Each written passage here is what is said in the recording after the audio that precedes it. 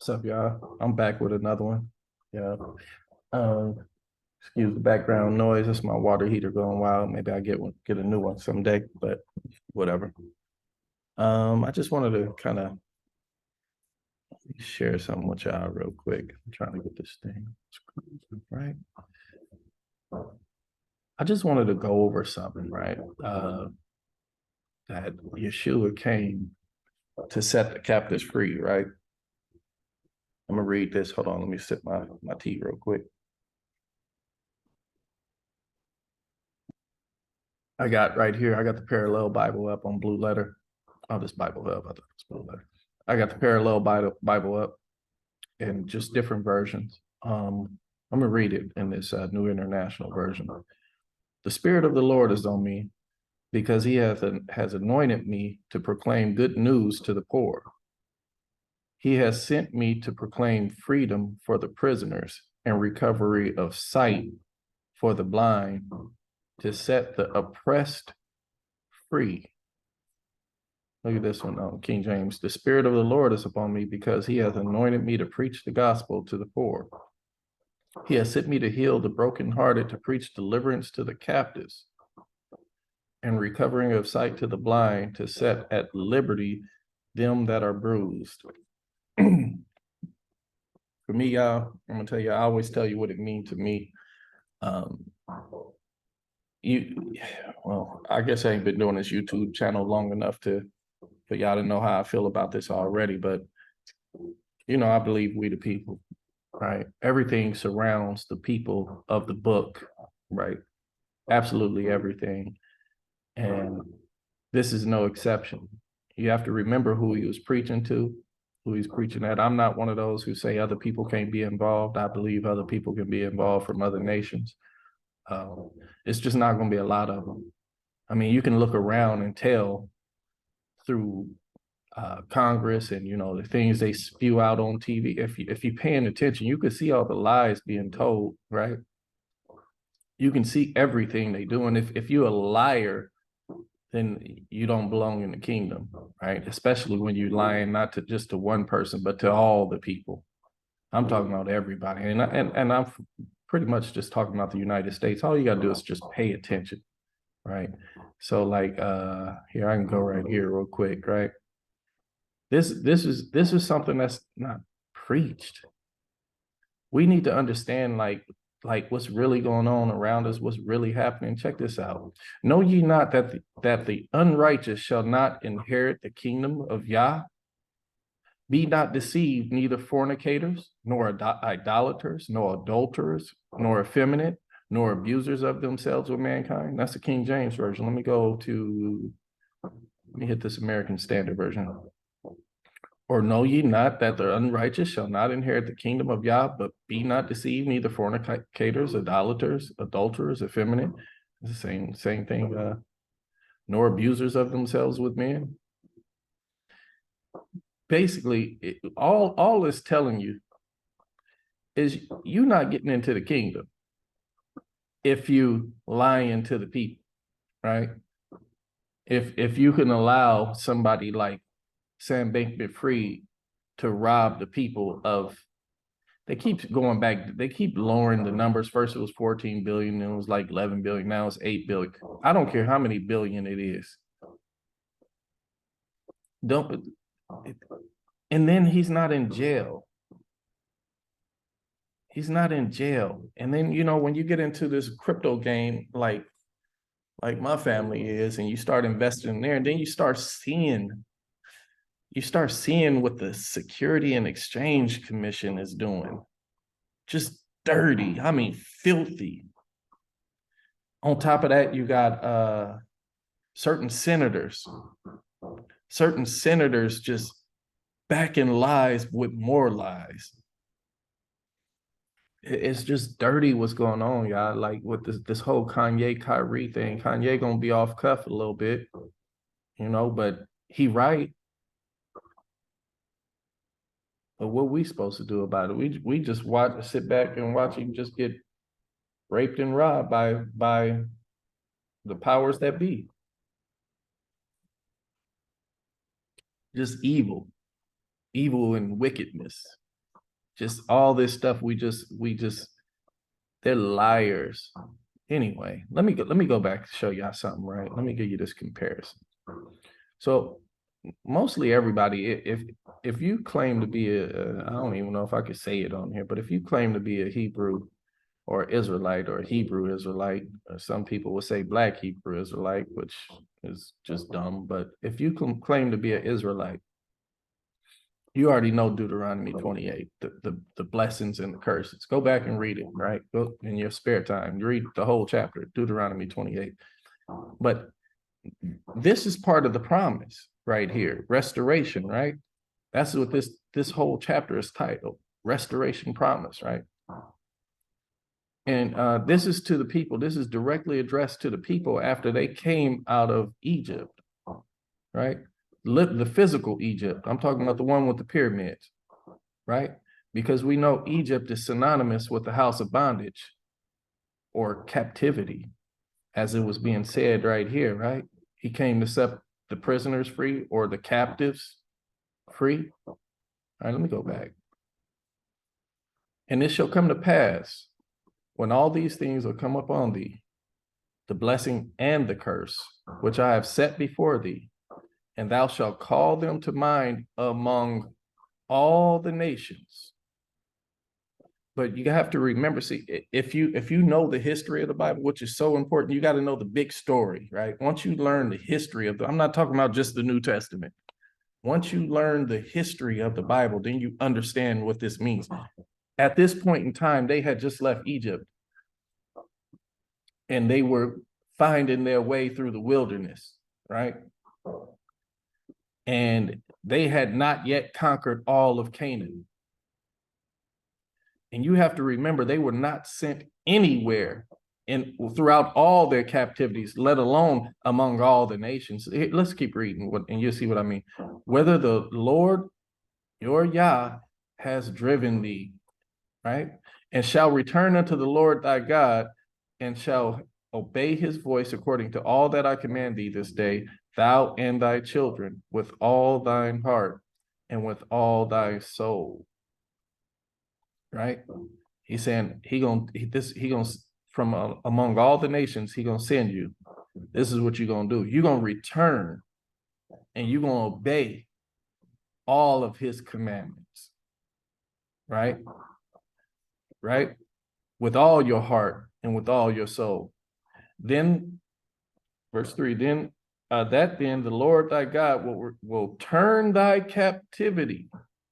What captivity? They wasn't captive. This is a prophecy, y'all.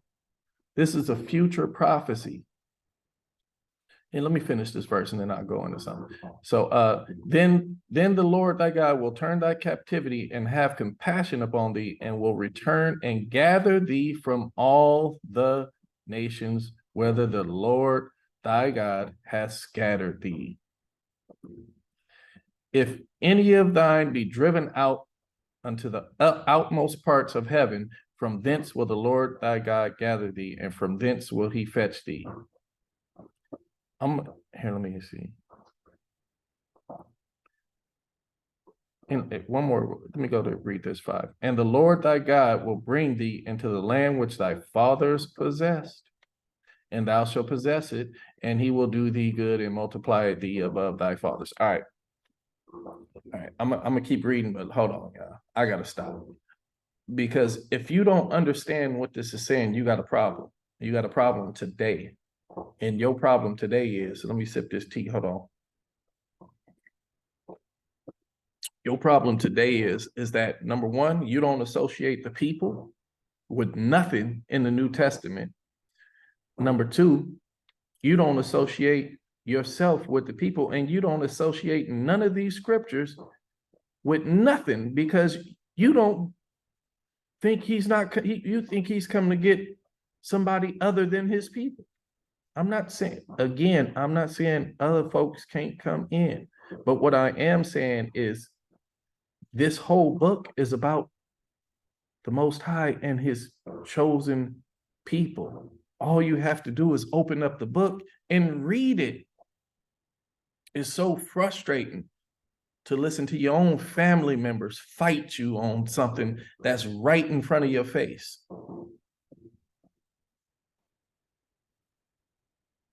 And just hear people online arguing, because I watch a lot of YouTube, just hear people on YouTube arguing and fighting over stuff like this. And yet the Most High is preparing to return all along while we fighting and arguing and fussing and cussing over it being about the people and the commandments. That's all we saying. It's about the people and those commandments. And the reason the people was cast out, y'all, let's go back to this. The reason he has to restore them is because they broke the covenant.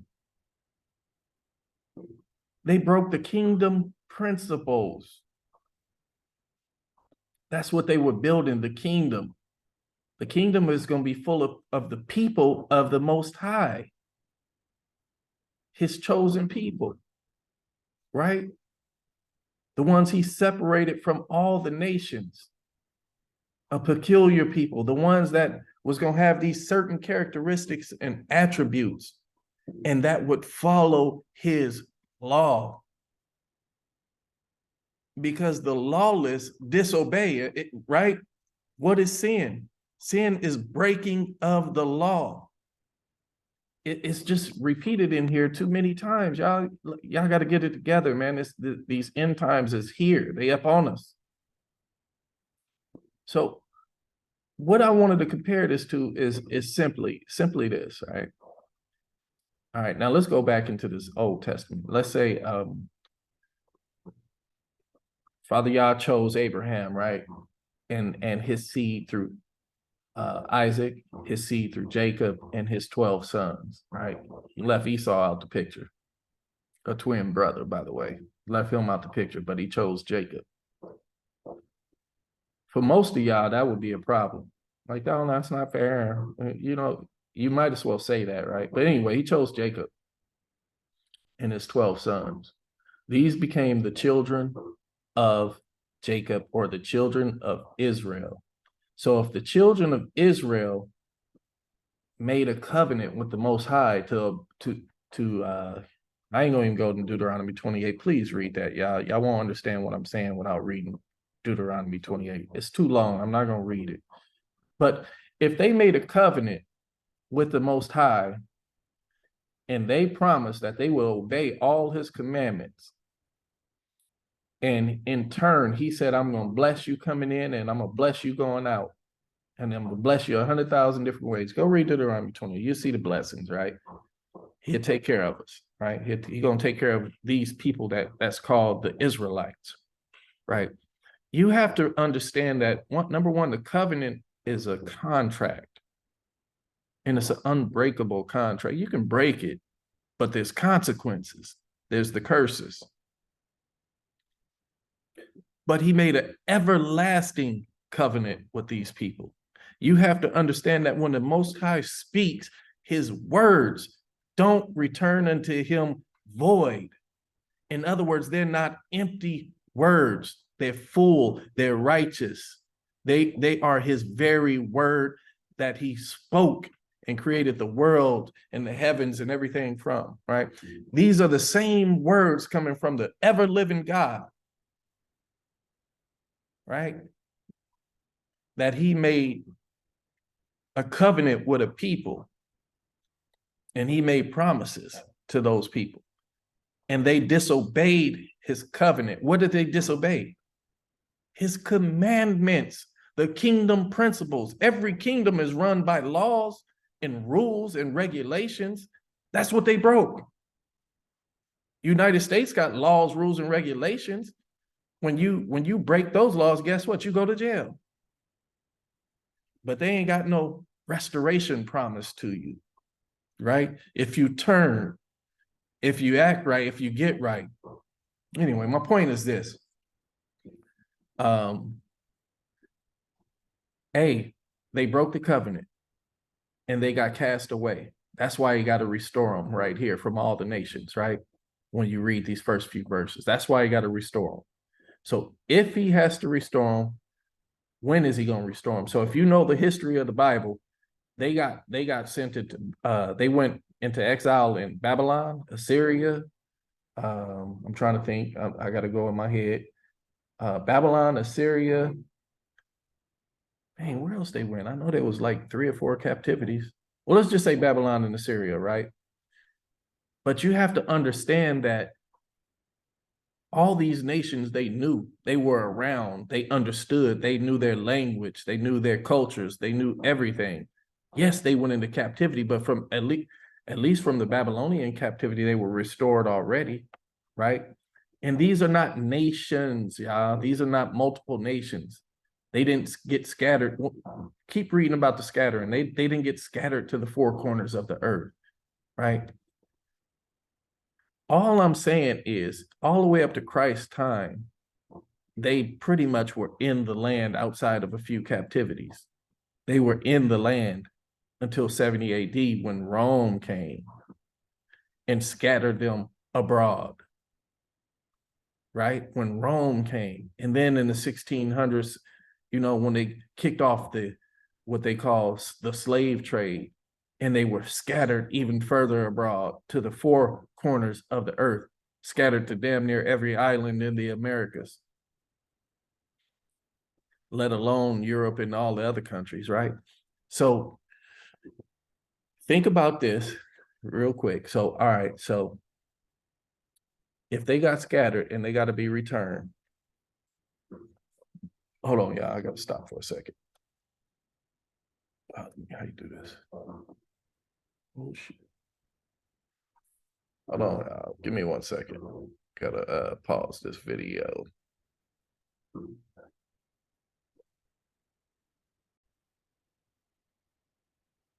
right, I'm back. So pretty much all I'm saying is, if all of this happened and we get to today, and he's talking about restoring the captivity and having compassion on us, like you see in this 3rd verse, and gonna gather us from all the nations. How is it then that we are not in the same situation? It was the Romans that scattered them abroad in 70 AD. Guess who it was again?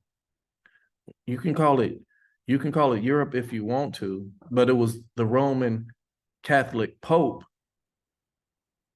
that gave the edict to enslave so-called Africans. And you can look at the maps and the history. The history is there. That's not an argument. So then they go into slavery for 400 years, or affliction, if you want to call it that.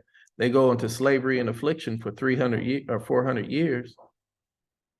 And some of y'all forget that y'all the very children of the slaves. Are you not? Are you not the children of the slaves? And if you the children of the slaves, then that means you are captive. And that means we go back to this verse. Yeshua is speaking double speak on y'all. He came to set the captives free. And you don't even know you captive. You don't even know you a child of the slave. Why would these folks ever do anything for you? Why would they ever do anything for you? They gonna give it to their people like they've been doing. They gonna prop up their own companies like they've been doing. They'll never invest a dime into Black folks. Not a dime. They have nothing in their heart wants them to do that. So anyway, y'all think about that, man. So if he coming back to set the captives free, y'all better look at them signs and those wonders, right? And that's why I had this pulled up. Y'all better look at them signs and the wonder. Y'all know how much fish this is? This is 3 months old. Y'all ain't been watching? How many more signs and wonders do you need to realize that you ain't free? To realize that you the people. And everything in the book has to do with the people all the way from Genesis to Revelation. Please read your Bible and stop quoting what your pastor said. Read your Bible. This ain't the only thing that's happening, y'all. This is just one. You better get into your book because things is changing. Things is changing. They changing fast. We ain't gonna even, I've been messing with the financial system for a minute. We ain't gonna even get into what's going on over there. I kind of mentioned it early on, but yeah, no joke. Yeah, he came to set the captives free. That's what he did. So anyway, that's all I got to say, y'all. I'm just ranting and rambling. I just wanted to talk. So that's what it is. All right, y'all. Peace out. It's the Lab Rat.